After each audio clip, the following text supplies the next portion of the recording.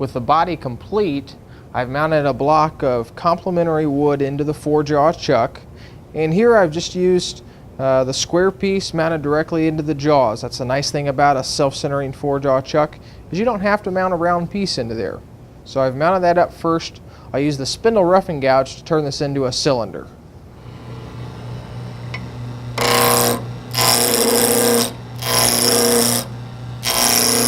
First we'll make the pull or finial for the container. Need a block that's about 1.25 inches long. Mark that with my calipers here, and about 5/8 of an inch in diameter. I can use a parting tool to establish that diameter right on my line.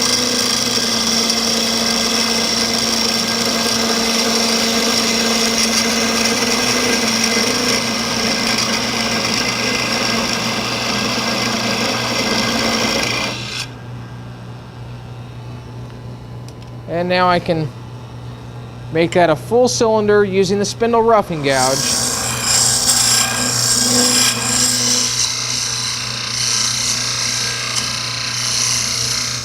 Now I like to take that cylinder, clean it up just a little bit with the skew. It's a good practice for using the skew.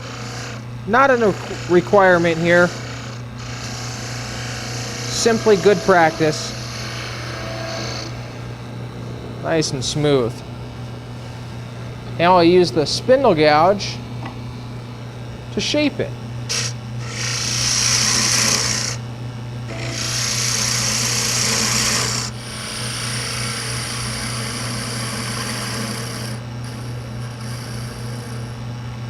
Working out on this small diameter, just use light pressure, small cuts to avoid breaking it.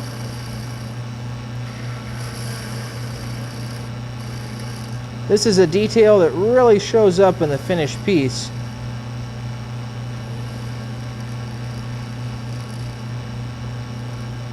Take your time and you'll make for a really nice piece. You want a good sharp point on the top. Perfect.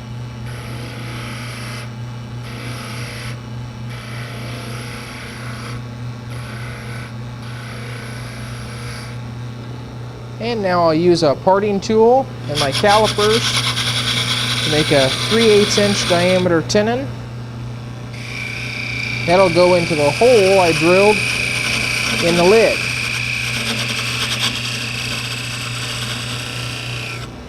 And the spindle gouge to finish that curve. And just be real careful on the tip again, not to break that fine point, and apply a little bit of that wax again.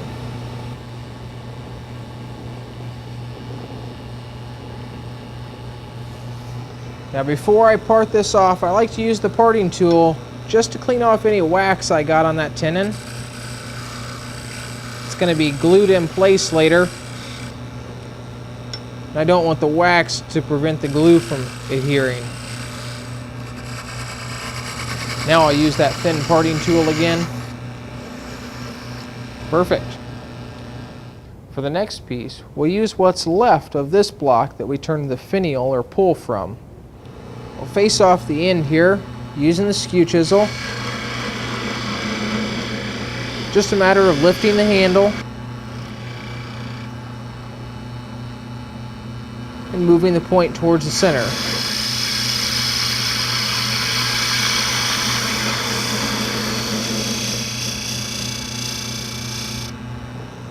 I also like to make a little dimple here to start our drill bit later. Now I can use the calipers and a parting tool to establish the length and the diameter of this piece.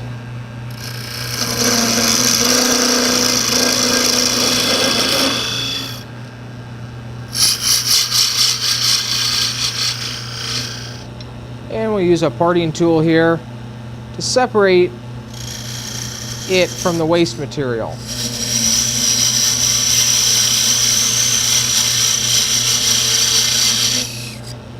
That's a clear definition. This isn't necessary, but once again, I like to use the skew chisel just to clean up this cylinder. Minimizes the amount of sanding I have to do later. To bore out the inside of this piece, I'm going to install an 1 1/16" Forstner bit into a drill chuck into the tailstock. I've already slowed the lathe down. I've marked the depth of a 1/4 inch with a piece of tape. I'll just bore to that depth.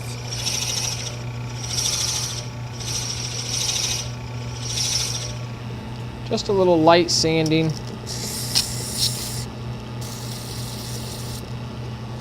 And apply a little bit of that wax. Now we'll use the parting tool to cut this piece off.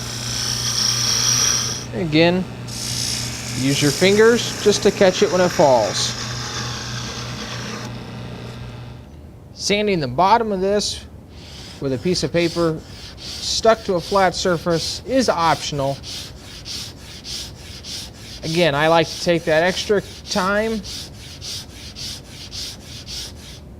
just to add the little finishing touches.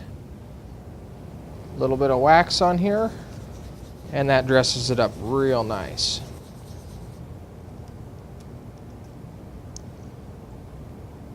Install a couple of toothpicks down inside the body.